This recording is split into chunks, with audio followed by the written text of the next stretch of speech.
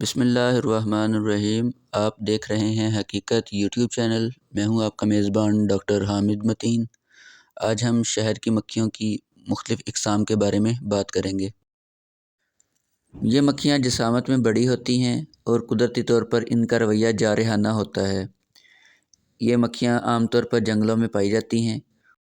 مکھیوں کی ان سپیشیز سے پالتو مکھیوں کی طرح شہد حاصل نہیں کیا جا سکتا۔ اگر آپ چینل پر نئے ہیں تو چینل کو لائک اور سبسکرائب کر لیں تاکہ مزید معلوماتی ویڈیو بروقت آپ تک پہنچ سکیں۔ یہ درمیانے سائز کی مکھی ہوتی ہے۔ ان مکھیوں میں خوراک کو ڈھونڈنے اور خوراک کو لانے کی بہتر صلاحیت ہوتی ہے۔ ان مکھیوں میں شہد بنانے کی صلاحیت باقی تمام سپیشیز سے زیادہ ہوتی ہے۔ ان مکھیوں کو لکڑی کے ڈبوں میں بھی پالا جا سکتا ہے جن کو شہد کی مکھی کے چھتے کہا جا سکتا ہے۔ یہ مکھیوں کی سپیشیز باقی سپیشیز کی طرح آزاد یعنی جنگل کے ماحول میں نہیں رہ سکتی۔ پہاڑی مکھی کی ایک خاص خوبی یہ ہے کہ یہ جنگل کے کھلے انوائرمنٹ میں اور جو شہر کی مکھی کے چھتے ہیں ان میں دونوں میں رہنے کی صلاحیت رکھتی ہے۔ یہ مکھیاں عام طور پر پاکستان کے پہاڑی علاقوں میں عام پائی جاتی ہیں۔ ان مکھیوں سے بننے والا شہد کا ذائقہ اور اس کی جو گاڑھا پن ہے وہ دوسری شہر کی مکھیوں سے منفرد ہوتا ہے۔ چھوٹی مکھی عام طور پر شریف طبیعت کی مالک ہوتی ہے۔ کیڑے مار ادویات کی بے تحاشا استعمال کی وجہ سے ان مکھیوں کی جو زندگی ہے وہ خطرے سے دوچار ہے۔ یہ مکھیاں ڈومنا مکھیوں کی طرح جنگلوں میں رہتی ہیں اور ان کو شہر کے بنائے ہوئے لکڑی کے جو چھتے ہوتے ہیں ان میں نہیں پالا جا سکتا۔ آپ دیکھ سکتے ہیں کہ یورپین مکھیوں کو کیسے شہر کے بنائے ہوئے چھتوں میں پالتو مکھیوں کی طرح پالا جا سکتا ہے۔ شہر کی مکھی کو اپنے چھتے کے لیے نیکٹر جمع کرنے کے لیے ایک پھول سے دوسرے پھول تک جانا پڑتا ہے، جس کی وجہ سے پھولوں میں موجود پولن ان کی ٹانگوں اور ان کے جسم کے ساتھ چپک جاتے ہیں اور ایک پھول سے دوسرے پھول پر منتقل ہو جاتے ہیں۔ اس عمل کو پولینیشن کہتے ہیں، جس کی وجہ سے ہماری فصلیں پھل آور ہوتی ہیں اور ان پہ فروٹ وغیرہ اگتے ہیں جو ہم روزمرہ زندگی میں استعمال کرتے ہیں۔ شہر کی مکھیوں کی بدولت ہماری فصلیں تیار ہوتی ہیں اور ہمارے باغ پھل دینے کے قابل ہو جاتے ہیں۔ ہمارے کسانوں کو کیڑے مار ادویات استعمال کرنے میں احتیاط برتنی چاہیے تاکہ اس شہر کی جو مکھیاں ہیں وہ متاثر نہ ہوں، جس کی وجہ سے ان کی فصلیں جلد پک جائیں، ادروائز ان کی فصلوں کو نقصان ہو سکتا ہے۔ شہر کی مکھی شہد پیدا کرتی ہے جس میں منرلز، وائٹامنز اور اینٹی آکسیڈنٹس وغیرہ ہوتے ہیں جو ہماری غذائی ضروریات کے لیے بہت ضروری ہوتے ہیں۔ شہد میں وائٹامن B1، B3 اور B6 کی مقدار پائی جاتی ہے۔ اس کے ساتھ ساتھ شہد میں آئرن، زنک، پوٹاشیم اور کیلشیم کی جیسے منرلز وغیرہ بھی پائے جاتے ہیں۔ شہد میں بیکٹیریا کو مارنے کی صلاحیتیں پائی جاتی ہیں۔ شہد بیکٹیریا کو مار دیتا ہے، لہٰذا یہ جلد کے جو زخم ہوتے ہیں ان کو آلودہ ہونے سے بچانے میں مددگار ثابت ہوتا ہے۔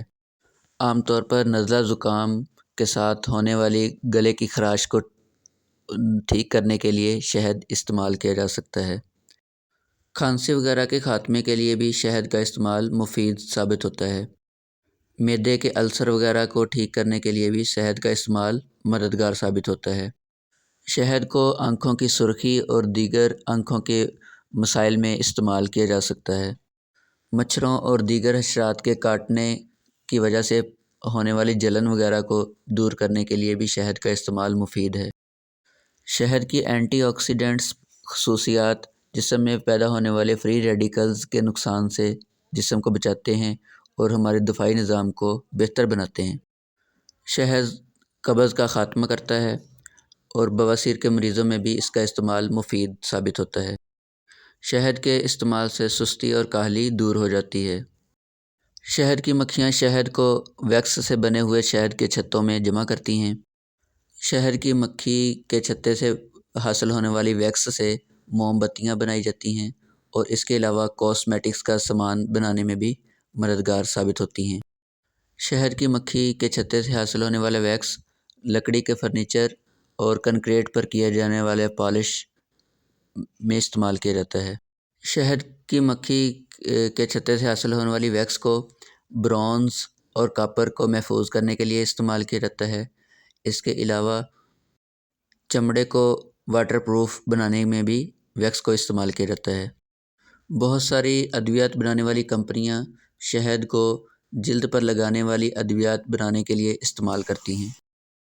शहद की मक्खी एक गोंदनुमा मादा भी बनाती है जिसको प्रोपोलिस बोला जाता है।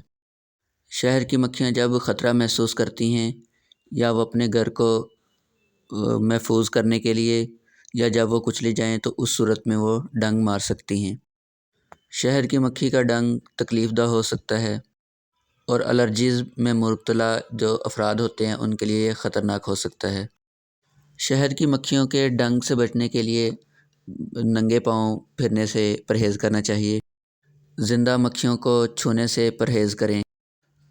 शहद की मक्खी के छत्ते के नज़दीक या अगर किसी जगह पर शहद की मक्खियाँ उड़ रही हों तो उस इलाके से दूर चले जाएं। शहद की मक्खी का जो डंक होता है वो नुकीला होता है और तकलीफ़दा होता है और इसको निकालना मुश्किल होता है। अगर शहद की मक्खी का डंक जिस्म में रह जाए तो ये मज़ीद ज़हर ख़ारिज करता है जिसकी वजह से वक़्त के साथ साथ ज़्यादा तकलीफ़ महसूस होती है। अगर आपको शहद की मक्खी ने काट लिया है तो शहद की मक्खी का डंक फ़ौरन ट्यूज़र या उंगलियों के जो नाखून हैं उनसे फ़ौरन जिस्म से बाहर निकाल दें। शहद की मक्खी के डंक की दर्द वगैरह को कम करने के लिए आप इस पर शहद लगा सकते हैं। सेब का सिरका इस्तेमाल किया जा सकता है। टूथपेस्ट भी इस्तेमाल की जा सकती है। चाय का जो दरख्त है उसका तेल भी इस्तेमाल किया जा सकता है। शहद की मक्खी के डंक की सूरत में आप अमोनिया को भी इस्तेमाल कर सकते हैं। इसके अलावा क्वारगंदल और एक्टिवेटेड चारकोल को भी इस्तेमाल किया जा सकता है। मज़ीद मालूमात और रहनुमाई के लिए आप कमेंट बॉक्स में राब्ता कर सकते हैं। अगर आपको हमारी काविश पसंद आई है तो चैनल को लाइक और सब्सक्राइब कर दें ताकि मज़ीद आने वाली वीडियो बर वक्त आप तक पहुँच सके।